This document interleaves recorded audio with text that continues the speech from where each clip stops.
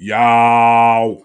What up, what up, what up? Y'all already know what it is. Brick City's finest, JD and Dave back at y'all with another No Country with JD and Dave. Thank you for joining us. What's good with you, bro? Ain't much, man. I'm just out here trying to get these likes and these subscriptions and, you know what I'm saying, in these motherfucking YouTube streets and what, you know Hey, what I mean? you already know. So Real y'all estate. definitely clickety clack clack. Now with that being said, today we just decided to go ahead and catch up on our reviews and everything and our reactions. Right now for y'all, we got Top Gun Maverick. We about to go in on that. Um, Run. We don't know anybody's general association or familiarity with Top Gun. Dave, what's yours? Yo, I mean, we 6 months apart. Like, Top Gun is DNA, like it is for you. Um, and I remember seeing the first one and thinking it was dope. It was a pinnacle, you know what I'm saying? It was a pivotal 80s type flick, but I was more kind of on the Schwarzenegger Stallone side of things. Back then, Tom Cruise wasn't really an action dude. So, we really rocked with him for other shit. So like the Top Gun thing was there and it was fire, but it wasn't one of my, if I'm gonna go to my top whatever action joints, it wasn't in that realm. Nah, So I feel you because I was thinking like I like Top Gun, even played the video game and everything, but I was like more on Days of Thunder. yeah, I mean, look, I don't even know if I ever played the video game, but Days of Oh Thunder yeah, was fire. It yeah, was yeah. Days of Thunder was Top Gun with cars though. Yeah, yeah, obviously, but yeah. So, but Top Gun, like we said, it was definitely a staple for us back in the '80s. You know what I'm saying? Even we had to know about it. You know what I'm saying? Because it was that Yeah. popular. Had the dope people in it. Val Kilmer, uh, just everybody else that was in it. But in this version, we had Val Kilmer, return, Jennifer Connelly. A lot of people came back. You Yeah, know what man. I'm A lot saying? of people was in that joint, man. Well, Jennifer Connelly was new to it, but either way, man, they definitely had the nostalgia vibe cracking off, even with the newer characters like Ed Ham and Ed Harris, you know. Kick They ass, John Ham. John But Hamm. He killed it. to me, I thought it was just super dope how they made an 80s movie and they like they didn't make it ironically. And there's a thing about the kind of schmaltziness and camp of 80s movies that like gets ridiculed, but it was what was cracking at the time. So like, to be able to encompass that and make a movie that's reminiscent of that, but then have the 21st century spin on it, it was fire, man. It was 80s, but it's funny because over the last like year or two, they can say what they want, but these 80s style movies been winning. You Oh know, yeah, and yeah. Listen, they in the I think 80s John back, Wick, bro. I think John Wick kicked off that new wave of like, yo, just tell the story, just make it linear. You know what I'm Well, saying? So maybe the on new, the action side, but I even look at it like stuff like Cobra Kai or this, or there's another joint.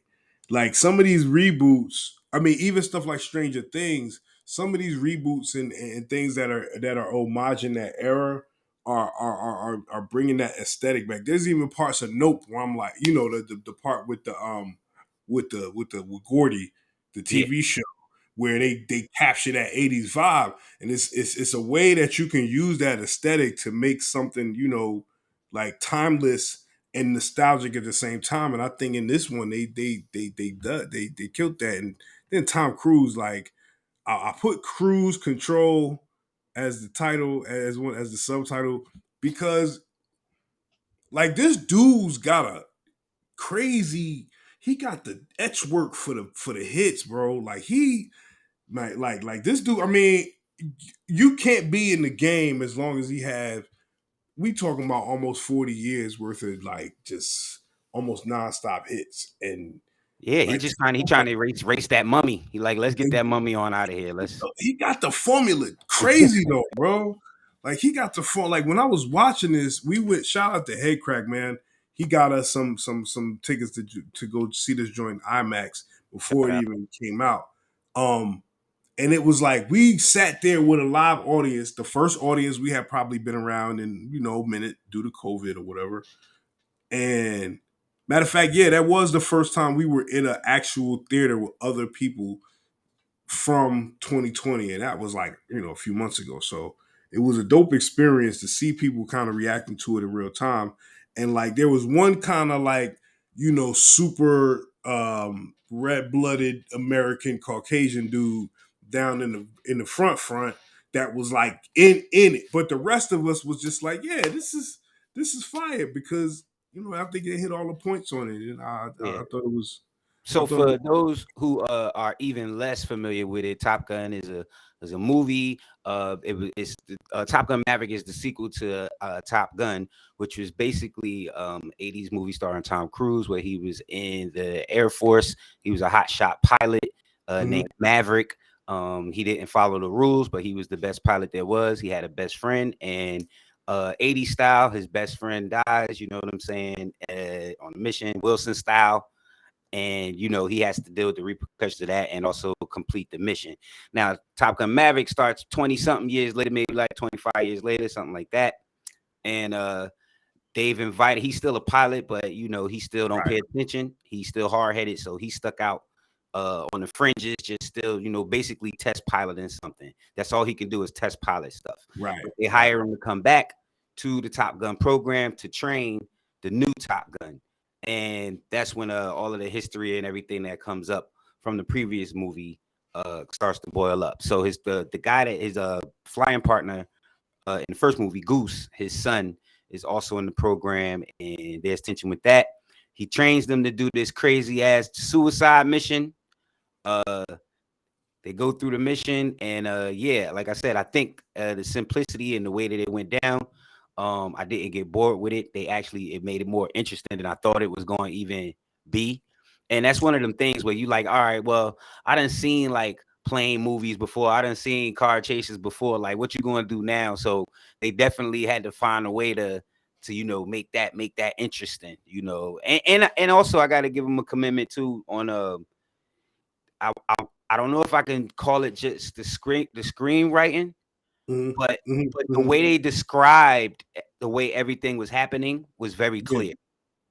So I yeah. think that was cool. So yeah, that was dope. I give it I got a rating for it. If you got a rating, what you giving it? On some pure just popcorn movie shit, man. I'm That's gonna get an 8 at least from me, if not an 8.5, because like there's an art there's an art to really that popcorn style of movie making. There's a there's a synergy that comes with the ability to just take, beats you've even seen before. Like this movie, I felt like was a lot like the old one, Mhm. almost down to the wire. Like almost Oh yeah, everything was, they had the shirtless volleyball scene and the take my breath away esque scenes and the bike, the dog fights and whatever. I mean, motorcycle. there was a little right the motorcycle stuff. Yeah, that scene where he's racing like that's more than a throwback. Like they understand the aesthetic of that and what's going to look good on screen, plus appeal to the nostalgic people, plus pull it because realize we're in Atlanta, so we're not dealing with a bunch of people who were Tom Cruise heavy growing up. Right, So right. there was a lot of young people in the crowd, and everybody really dug it. So they knew what iconography to use to make it pop on the screen. Plus, they knew how to hit those nostalgic chords. It was a really crazy example of just like how somebody can almost fan test a movie to perfection. And Cruz got it down, bro. Like this Yeah, was a you know what? fire. I think This is a fire. subliminally too. I think he does a little bit of not too much deconstruction, but just enough. You know what I'm Yeah, saying? yeah, yeah, yeah. So he ain't go full blown like Force Awakens, but he was like, let's just go here with it. You he know what I'm understands saying? that subversion don't have to be so blatant and like I and like I'm either so hardcore into the lore or so against it that it's gonna be so obvious. He's like let's just play to what the people want. He does that with the Mission Impossible joints too, man. Where like it's so tightly wound that you're like, damn, how do you know how to make somebody? You know what I'm saying? But when you've been Mhm. doing it for as long as Cruise Meister, he been killing this game for a minute, bro. Well, I got it. All right. So my rating, I'm gonna give it because I definitely want to give it an 8. I'm trying to decide if I'm going one up or one down, because, and it was funny. I don't know if that was like, I don't know if it. I guess it was necessary to the script, but he had to get the run in there. You know he got a right. Come on, bro. But I mean, it was like it was just that one, like just that's it. Like Malpreferred. It's just from here to there. That was like, it's in the I've been reading and seeing so much shit about him running. It's hilarious. I'm like, I think I gotta give him that. So I'm gonna definitely give him. I'm gonna give him an 8.05. But then I want to take off a 1/2 a point, because all that motorcycle riding, and I mean, I know, and I don't know, but it was bothering me that they wasn't wearing helmets, yo. I don't know. It was like it was doing like 200 miles, and dude, nobody was wearing that helmet. But I'm gonna give it an 8. I'm just playing. I'm gonna give it an 8 though, for sure. The whole shit of the first Top Gun and this one too that struck me. It was like, yo, this ain't about nothing. It's just about testosterone. Like, it's this dude who's doing this like crowd testing and saying, yo, dudes want to see motorcycles, they want to see pretty girls, they want to see abs, they want to see flying. You know what I'm saying? They want to see Russian. And it's like Maverick would never. It's like Maverick wouldn't wear no helmet, bro. You know what I'm saying? Of course, he's like that. He's like that, bro. But and ain't nobody else wearing no helmets either. Yo, when you know what's funny? Like, when I knew it was special was when in the beginning where he stole the mock joint and he flew past Ed Harris, and it like, I was like, oh, they going there. I was like, they're going there. They doing that because like you show my man getting his shit blown back. You know what I'm saying? It's within the first 10 minutes of the movie. I'm like, yo, y'all doing it. I see what you're doing on the iconography tip. That's another thing. Everybody gotta real quick give the supporting cast they props too, because I think even Ed Harris, he only did a little bit. He was fired in it. Val Kilmer was fired in it. Even John Hamm, even though his character was mad one-dimensional, he still was fired. You always catch a body, bro. Yeah, so I enjoyed it. And the young cast too. I enjoyed a couple of them too. They did their thing too. So shout out to them. But yeah, I thought yeah, like I said, I think it was thoroughly enjoyable. I recommend it, definitely. Like you said, popcorn date movie, go for it. Definitely. Yo, I mean, I just think Tom Cruise, it's funny, it's because it's kind of like a gift and a curse, because it's making him like Jeff Bezos of movies, but he's got his formula down, man. And if you can just keep your crowd entertained like that in the theater, you're gonna win. And Top Gun. This is why. I dug it more than the first one, bro. Like I would rewatch this before I rewatched the first one. Oh, it's definitely an improvement. Yes.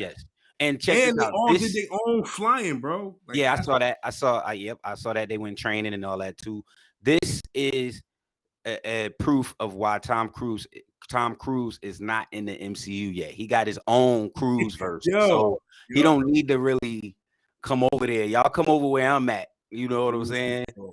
He got the Crooze verse, so he got his own. He got his own shit. He don't even got like everything. All his properties is his. Like that's So you know he like But yeah, shout out.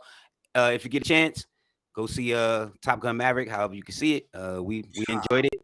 It was dope. Y'all already know this. No Country, JD and Dave do all the clickety clicks, smashy smashes, subscribe scribes, and everything. Make sure you do that. Thank y'all for joining us. Obviously join us on this platform, all the other platforms too, Twitter, Instagram, and all of the Facebook. I think that is a Facebook. So go see the Facebook.